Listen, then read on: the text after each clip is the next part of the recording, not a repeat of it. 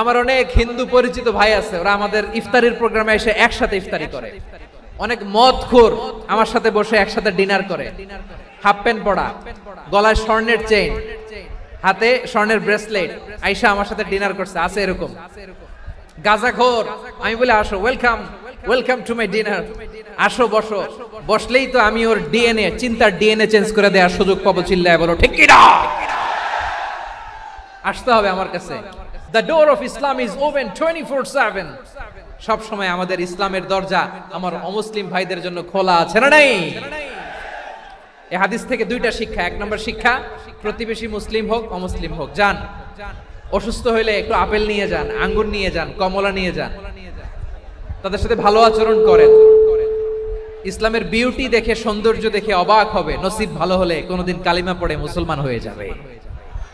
তাহলে অমুসলিমের সাথে ভালো সম্পর্ক। বিশ্বনবী ইহুদির বাড়িতে গেলেন, ইহুদির বাড়ি, আর আমার মুসলমান ভাই আমার কাফের বলে, এরকম আছে না নাই?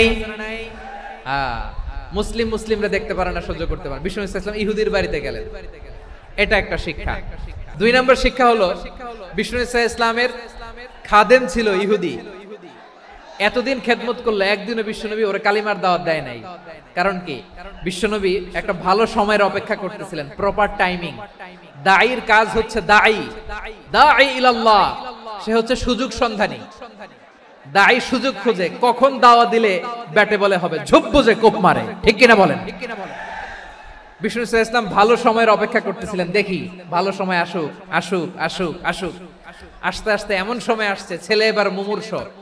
অসুস্থ ব্যক্তির হৃদয় অত্যন্ত নরম থাকে। হসপিটালে যখন কেউ যায় তার হৃদয়টা বড্ড নরম থাকে, মৃত্যুর ভয়ে তার অন্তরটা নরম থাকে, ঠিক কিনা বলেন?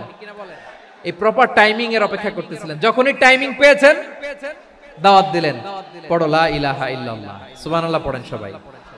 তাহলে ইসলাম অমুসলিম প্রতিবেশীর সাথে ভালো আচরণ করতে বলে। ইসলাম অমুসলিম মাতা পিতার সাথেও ভালো আচরণ করতে বলে। মাতা পিতা যদি অমুসলিম হয়, তারে ফেলে দিতে পারবেন? অনেক হিন্দু ছেলে আমাদের হাতে শাহাদা পড়ে মুসলিম হয়, কিন্তু ওর মা মুসলমান হয় নাই, বাবাও হয় নাই, এরকম আছে না নাই? তো ও হয়েছে মুসলিম, মা বাপ হিন্দু, এখন মা বাপ কি বাদ? হ্যাঁ, মা বাপ বাদ দেয়া যাবে?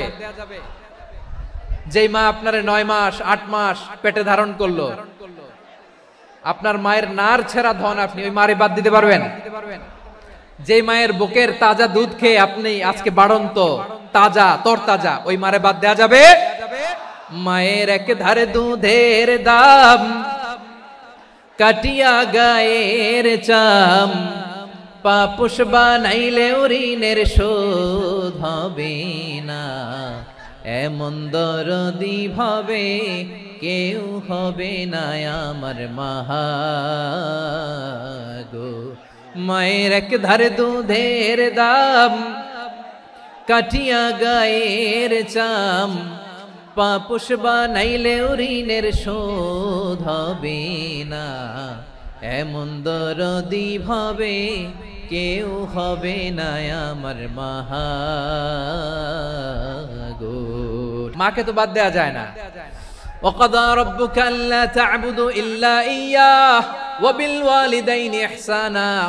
আল্লাহ বলে অবধারিত দুইটা ভার্ডিক্ট তোমাদের জন্য, এক আল্লাহর ইবাদত করবা আর মা বাবার প্রতি ইহসান করবা। আদেশটা কার?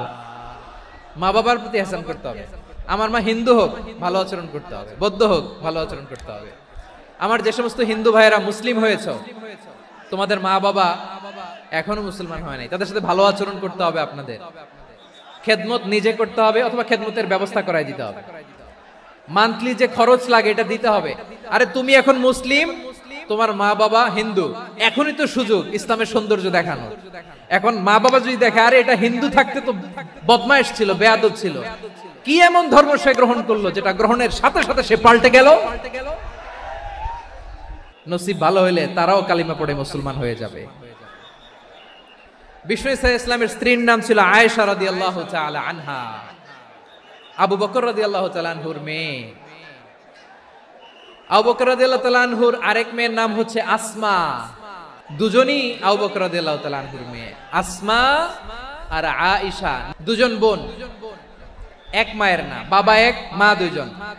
আয়েশা রাদিয়াল্লাহু তাআলা আনহার মায়ের নাম উম্মে রুমান, আর আসমা রাদিয়াল্লাহু তাআলা আনহার মায়ের নাম কুতাইলা বিনতে আব্দুল উজ্জা। আবু বকর রাদিয়াল্লাহু তাআলা আনহু 4টা বিয়ে করেছিলেন। তো একই ঘটনা ঘটেছে এই ফ্যামিলিতে। আসমা ইসলাম ধর্ম গ্রহণ করে মুসলিমা, কিন্তু তার মা কুতাইলা মুশরিকা। তার মানে মেয়ে মুসলিম, মা অমুসলিম। ভেজাল আছে না নাই? কিন্তু কুতাইলা আর ধৈর্য ধারণ করতে পারে না।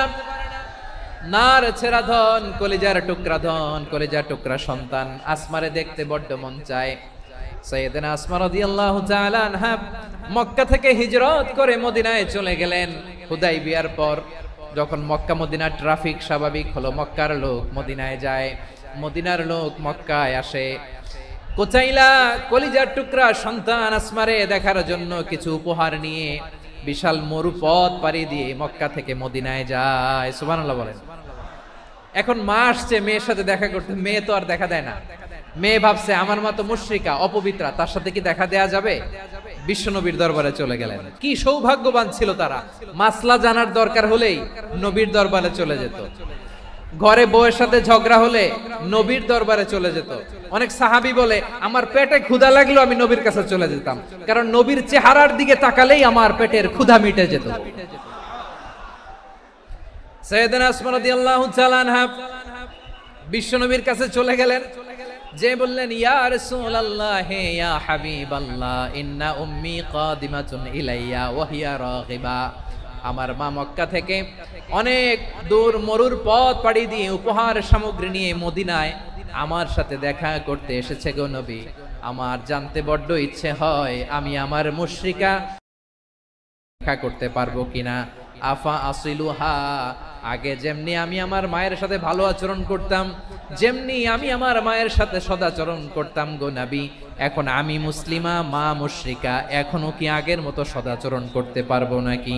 বিশ্বনবী বললেন নাম সিলিহা, হ্যাঁ রে আসমা, অবশ্যই অবশ্যই, আগে ঠিক যেমন তুমি তোমার মায়ের সাথে ভালো আচরণ করতে, এখনো তেমনি আগের মতো ভালো আচরণ করবা। কি ইসলাম আমরা পেয়েছি!